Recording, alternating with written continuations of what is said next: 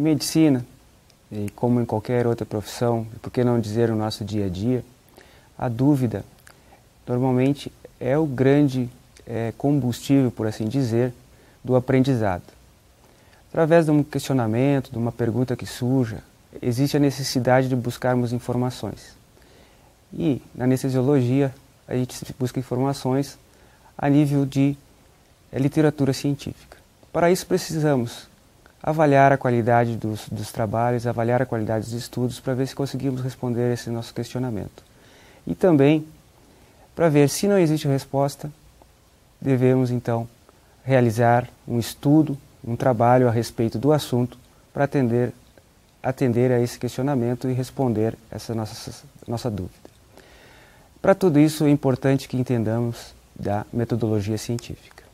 Inicialmente vamos conceituar o que é método científico e o que é metodologia científica.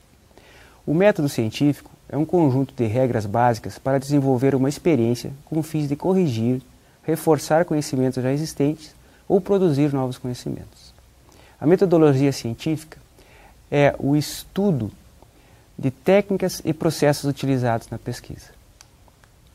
O planejamento da pesquisa começa com a formulação da pergunta. Após a formulação da pergunta, devemos gerar uma hipótese e o objetivo desse estudo será testar essa hipótese. A pergunta deve ser clara, precisa e preferencialmente única. Deve ter uma estreita relação com a hipótese e é nesse momento que se define qual o modelo de estudo que será utilizado. Existem 4 componentes básicos da pergunta clínica.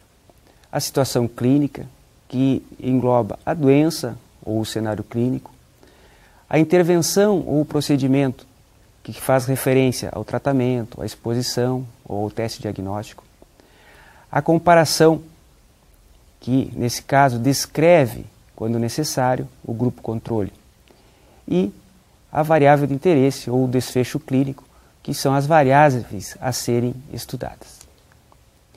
Após definirmos a necessidade de um estudo, devemos fazer uma revisão da literatura, com o objetivo de avaliar o conhecimento já existente, para ver se essa pergunta já foi respondida, se necessita de um reforço ou ainda se há a necessidade de um novo estudo, um novo detalhamento a respeito desse assunto. Devemos ter a real dimensão do problema, fazer uma análise crítica da literatura, avaliando a qualidade dos estudos a respeito. E devemos também explicar a relevância da realização desses estudos. Bom, definido a necessidade de um estudo, devemos gerar uma hipótese. A hipótese nada mais é do que a afirmação, uma resposta presumível ao problema levantado. Deve ser clara e preferencialmente única. E a hipótese sempre deverá ser testada posteriormente.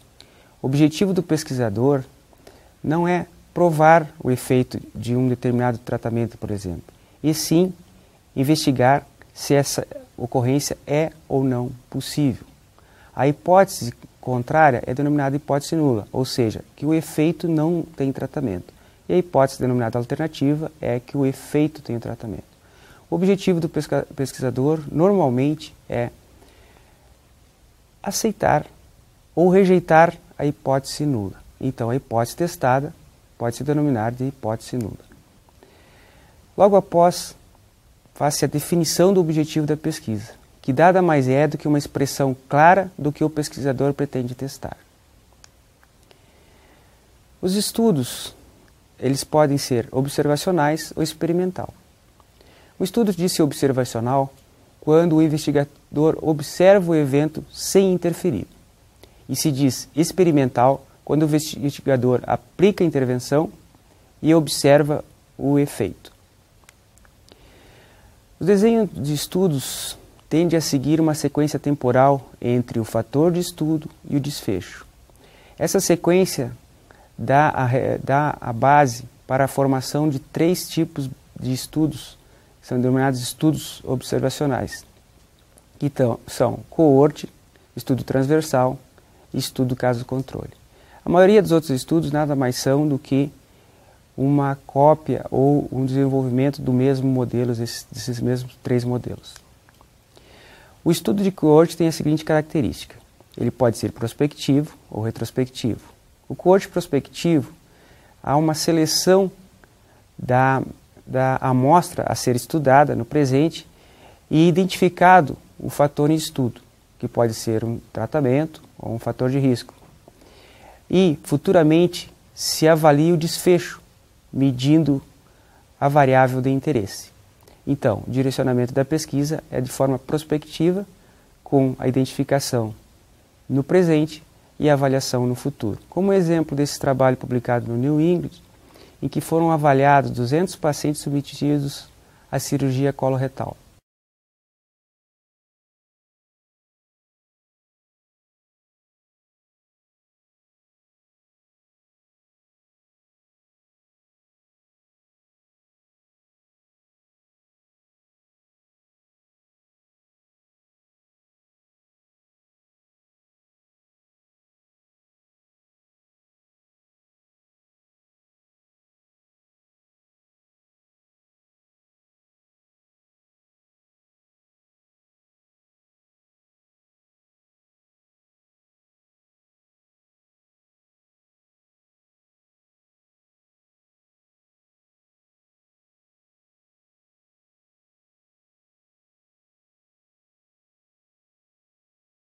Em relação à população.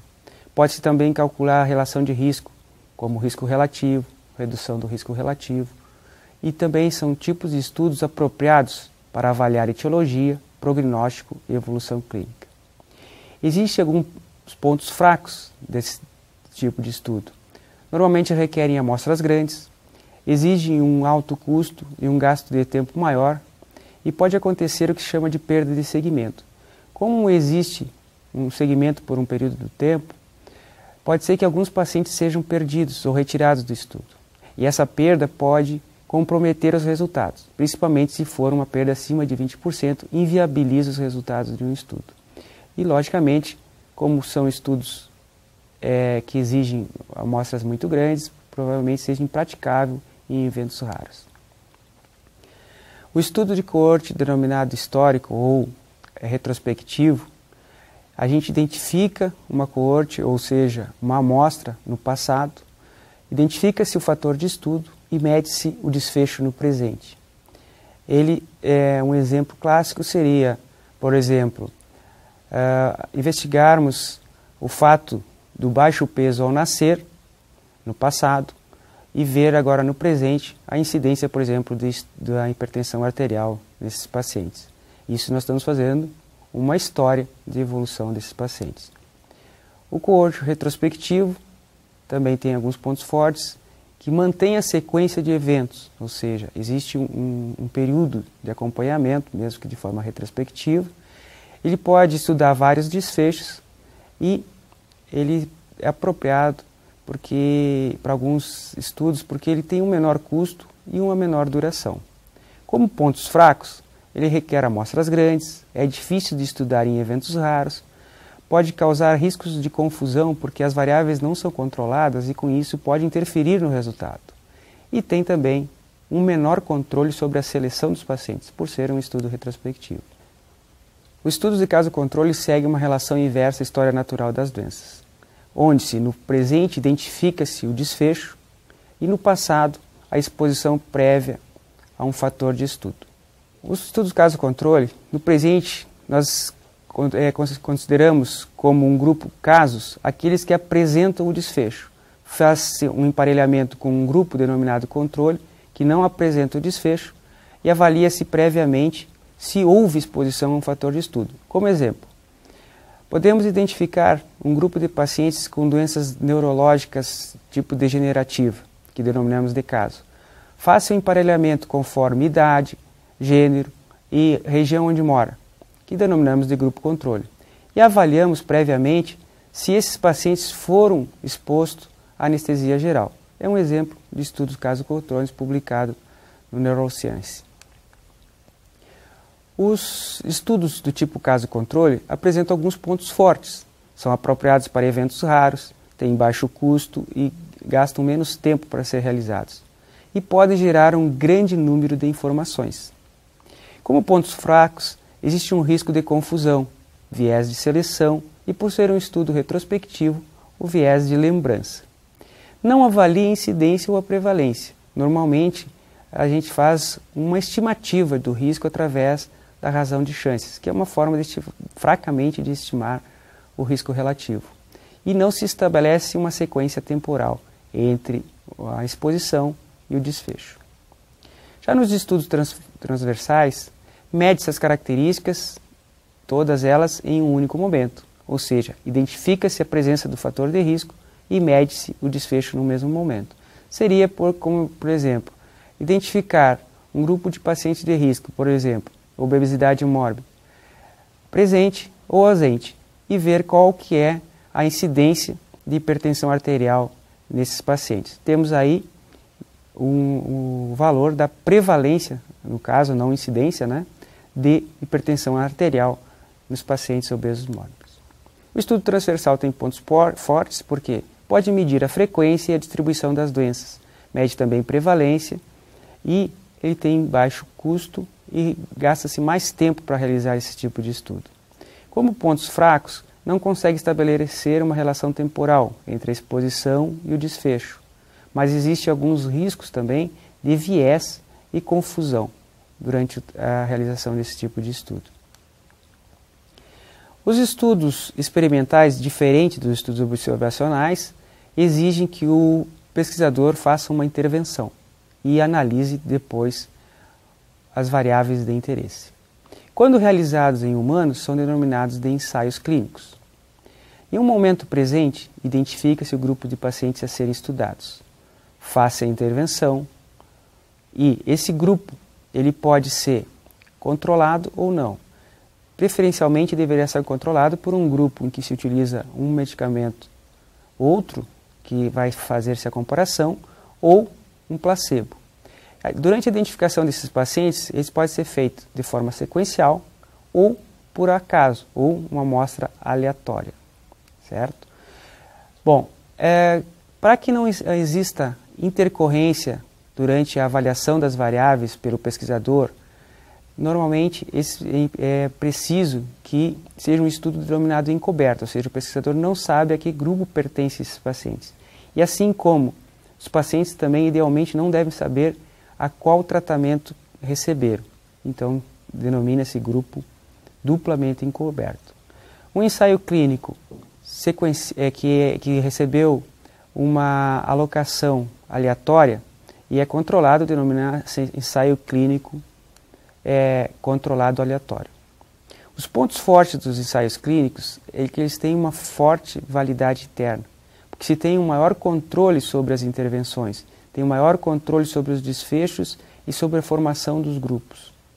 Então, existe muito menor risco de confusão entre as variáveis.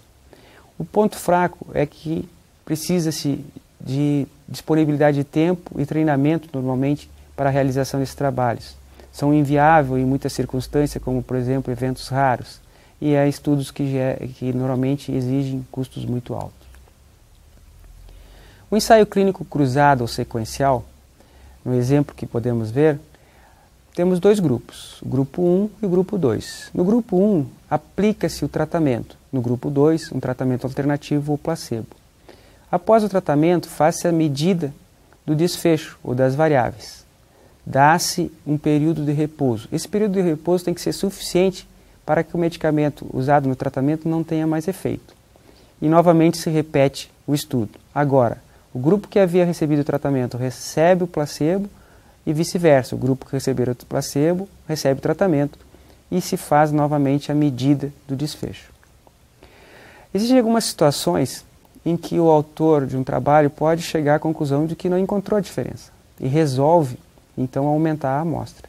Isso é um erro crucial, porque ele pode induzir a um evento induzir a um erro do tipo 1, ou seja, encontrar uma diferença, porque ele está aumentando a amostra, quando na verdade ela não existe. Mas existe uma forma de tratar isso de forma estatística. É através do que se denomina de análise sequencial. Ou seja, previamente o autor determina que ele vai fazer análises durante a evolução do estudo, e quando atingir a significância, ele vai parar o estudo. Comparando um tratamento A com B, por exemplo, se vermos a representação gráfica, vemos que a linha vermelha se afasta da média, ou seja, está havendo uma diferença em direção ao tratamento A. No momento que ela tocar o limite superior, ou seja, ela atinge o nível de significância, isso significa que pode se parar o trabalho porque foi atingido o objetivo. Atualmente a análise sequencial não é muito utilizada, se usa mais o que se chama de inter-análises, que nada mais é do que um modelo semelhante, em que apenas se faz uma sequência em que os valores de P são aumentados gradativamente conforme o aumento do tamanho da amostra, ou seja, eles são exigidos mais conforme o aumento da amostra, e as análises são feitas por uma equipe que não sabe do trabalho, ou seja, uma equipe que é encoberta.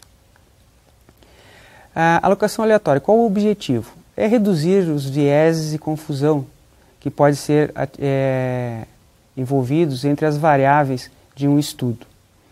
A alocação aleatória faz com que ocorra um melhor emparelhamento entre os grupos, ou seja, uma redução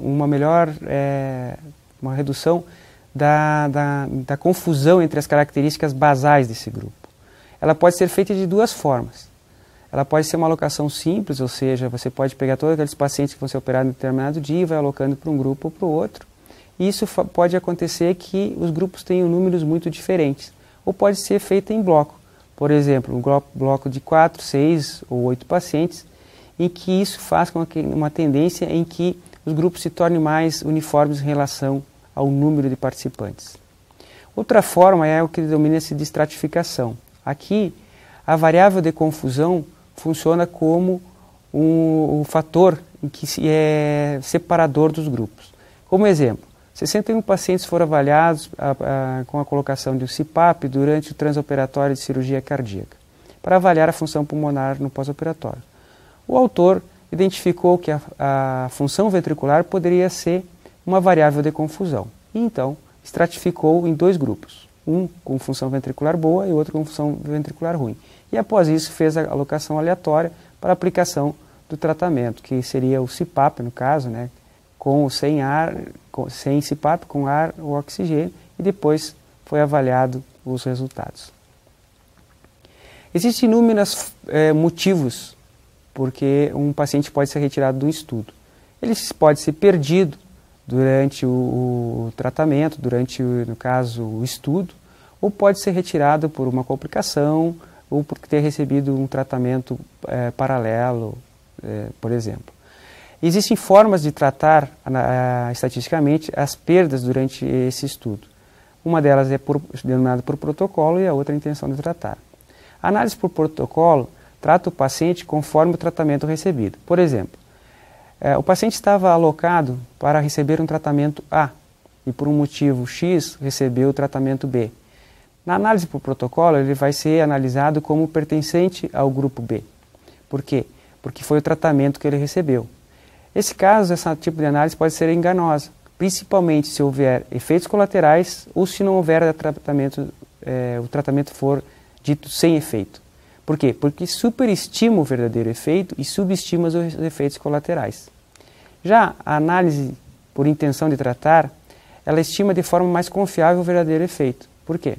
Porque, por exemplo, se o paciente estava alocado para receber o tratamento A e recebeu o tratamento B, na análise que vai se fazer dos resultados, ele é tratado como pertencente ao grupo A. E se esse paciente reflete mais a realidade do tratamento, como uma falha do tratamento, adesão do paciente ao tratamento, o tratamento adicional que recebe ou os efeitos colaterais.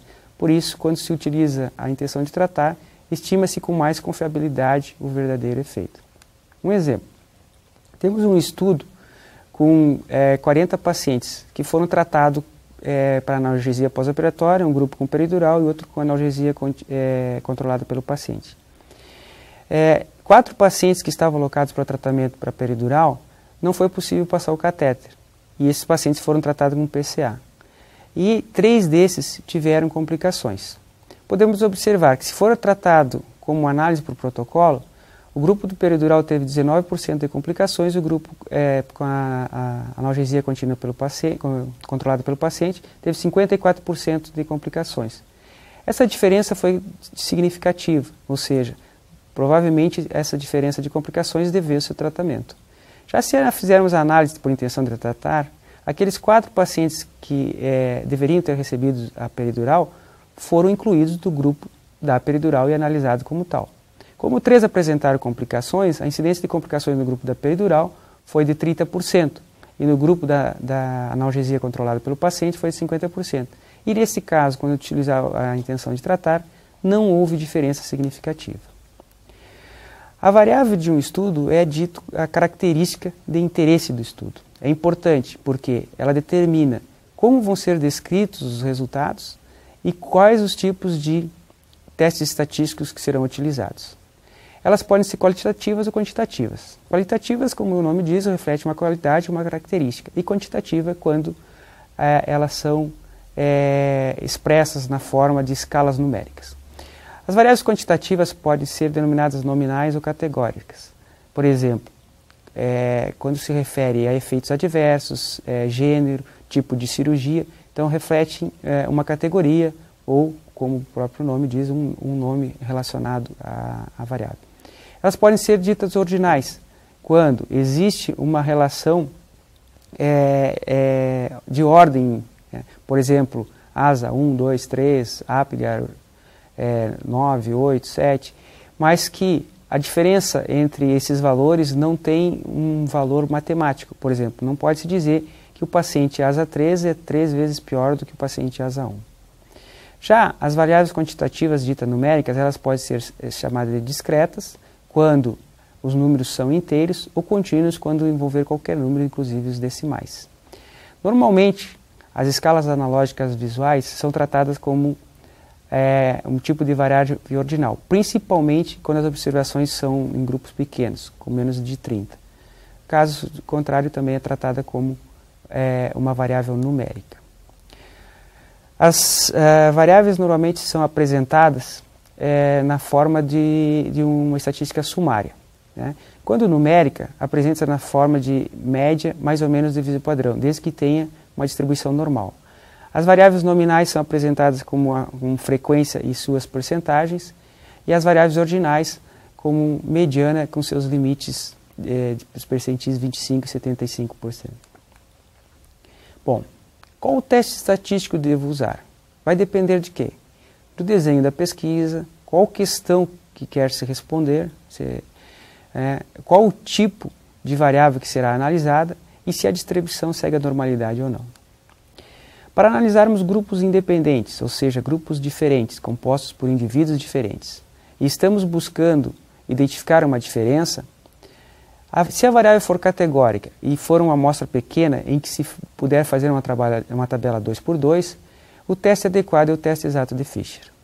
Em amostras maiores, é o teste de Chi-quadrado. Já para as variáveis numéricas, se formos avaliarmos 2 grupos e a distribuição for normal, o teste indicado é o teste T de Studium. Em caso se for 3 ou mais grupos, com distribuição normal, é a análise de variância unifatorial. Caso esses grupos ou essas variáveis não sigam uma distribuição normal, que pode ser testado por testes específicos, como Lilliefors, ou faça a aplicação de testes adequados para essas variáveis. Também outra situação é, por exemplo, as variáveis ordinais. Aqui, por exemplo, quando for avaliar 2 grupos com distribuição não normal, o teste Ullmann-Witten ou Wilcoxon não pareados são os indicados. E quando for avaliar 3 ou mais grupos que não seguem a distribuição normal, Kruskal-Wallis é o teste indicado. Para analisarmos grupos dependentes, ou seja, compostos pelos mesmos indivíduos, e vamos ver se existe uma diferença entre eles, e a variável for categórica, e se estivermos avaliando uma situação antes e depois de um tratamento, por exemplo, o teste de McNamara é o indicado. Quando formos avaliarmos múltiplos tratamentos, o teste Q de Cochrane está indicado. Para as variáveis numéricas antes e depois, se tiver distribuição normal, o teste T de Studium para amostra dependente é o adequado, e se a distribuição não for normal, o teste de Wilcoxon pareado é o indicado. No caso de variável numérica e em múltiplos tratamentos nos mesmos indivíduos, com distribuição normal, análise de variância para medidas repetidas, e distribuição não normal, teste de Friedman. Já para descrevermos a associação entre duas variáveis, em casos de variáveis categóricas com tabela 2x2, cálculo do risco relativo ou razão das chances. Se for diferente da tabela 2x2, a regressão logística ou Q quadrado por tendência. No caso das variáveis ordinais, aplica-se o coeficiente R da correlação de Spearman. E no caso das variáveis numéricas, existem duas situações. Primeiro, se eu quero analisar a predição de uma variável provinda de outra, utiliza-se a regressão linear, ou seja, a capacidade de uma variável predizer o resultado de outra. Já se quiser-se medir a força da associação entre as duas variáveis, ou seja, a correlação entre elas, mede-se através do coeficiente R da correlação de Pearson. Para descrever a concordância entre dois métodos de medir a mesma variável, utiliza-se dois métodos estatísticos. Se as variáveis forem categóricas, estatística capa. Se as variáveis forem numéricas, gráfico de banda de Altman. Como avaliar a força da associação entre fator em estudo e desfecho?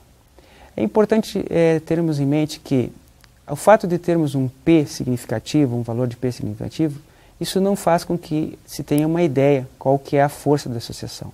Para isso precisamos fazer alguns cálculos. Um deles é o risco relativo, que nada mais é do que a proporção de indivíduos expostos que apresentam desfecho dividida pela proporção de indivíduos não expostos que apresentam desfecho.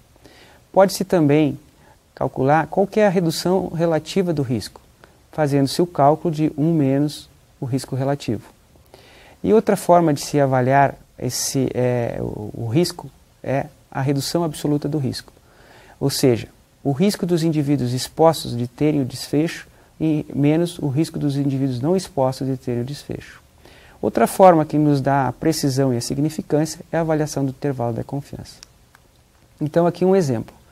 Como se calcula o risco relativo? Nada mais do que é uma fórmula matemática dividindo a incidência nos indivíduos expostos, a incidência de desfecho nos indivíduos expostos ao fator de estudo, dividido pela incidência do desfecho dos indivíduos não expostos ao fator em estudo.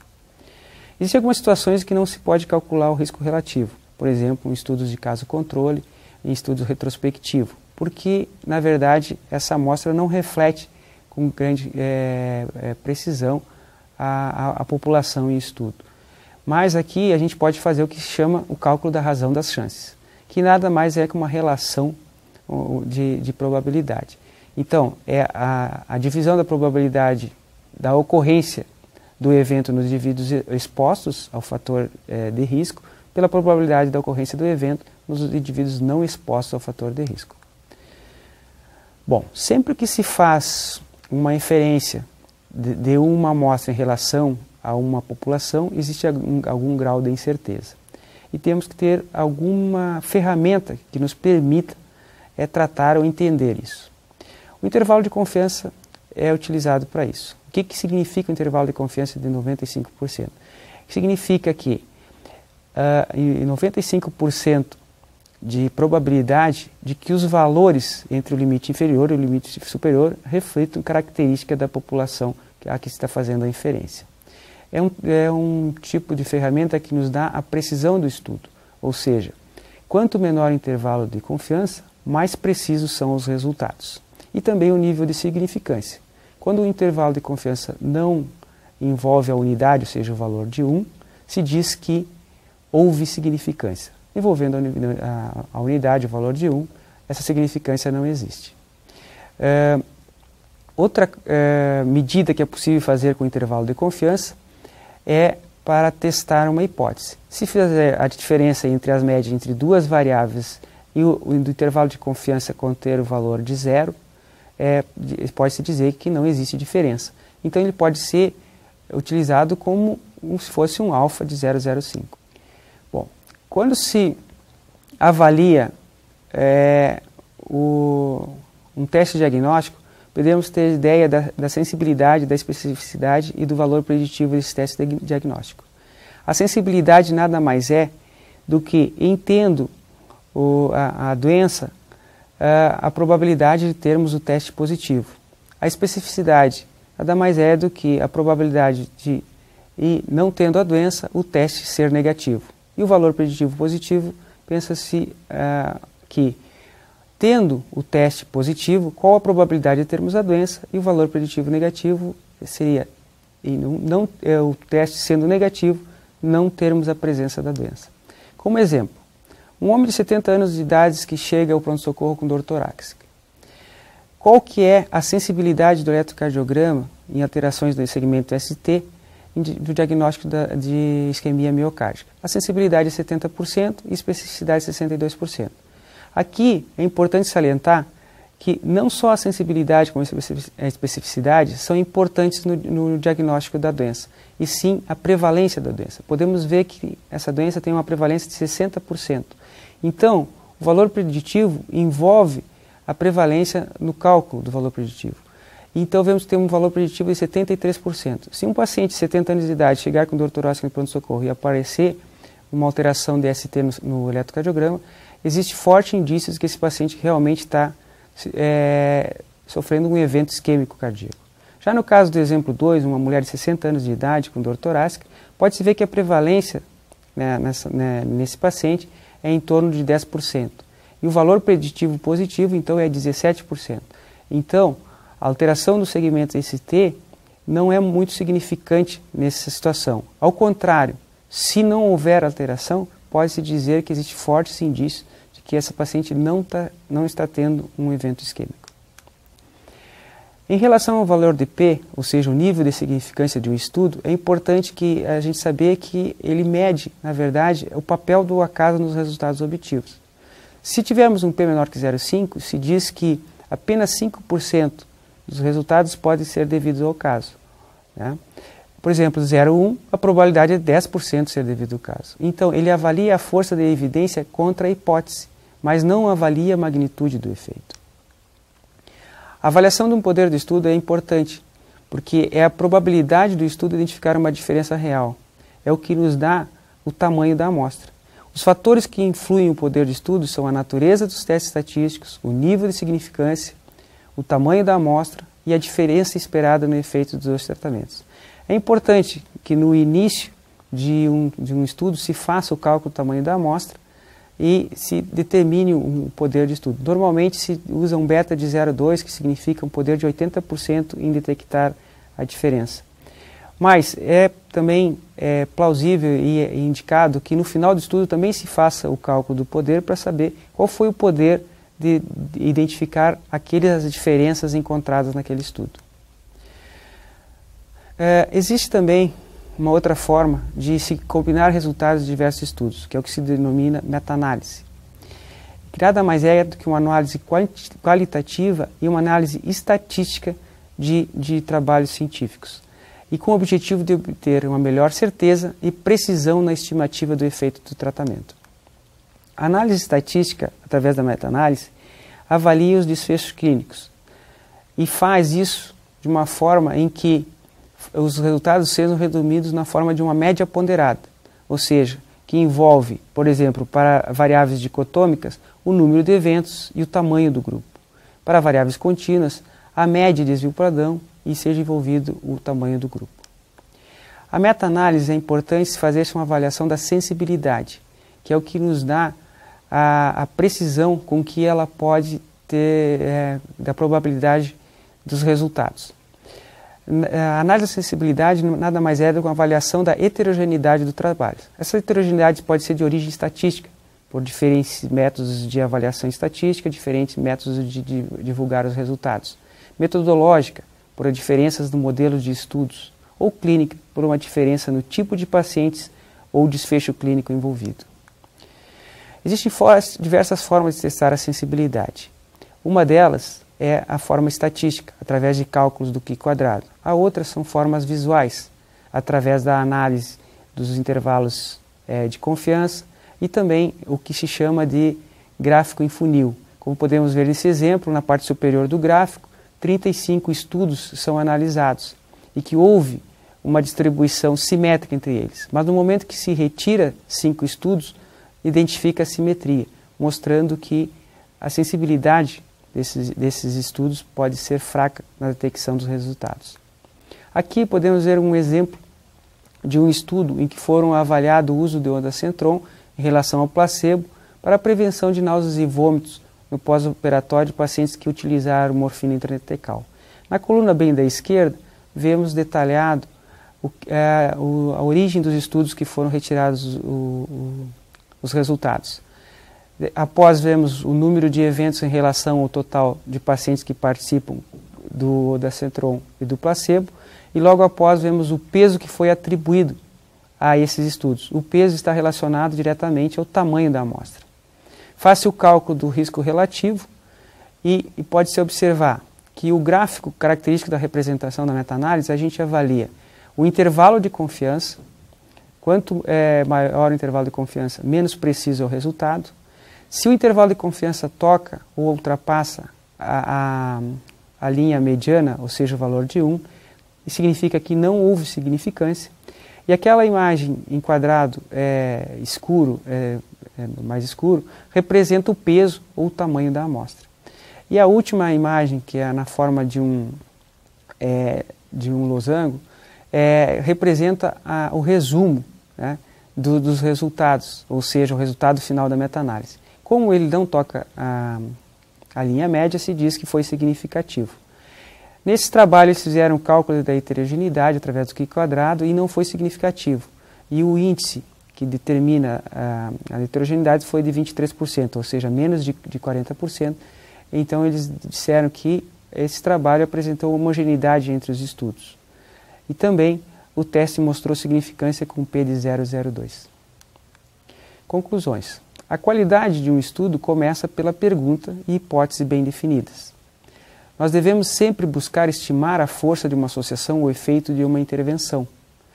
E que a eficácia de um risco não significa reduzir o risco em termos absolutos. Ou seja, a redução do risco relativo não significa que reduza absolutamente o risco, e sim através do cálculo da redução absoluta do risco que vamos chegar a essa conclusão. E que o valor de P não representa magnitude, e sim probabilidade do acaso. Era o que eu tinha para falar. Obrigado.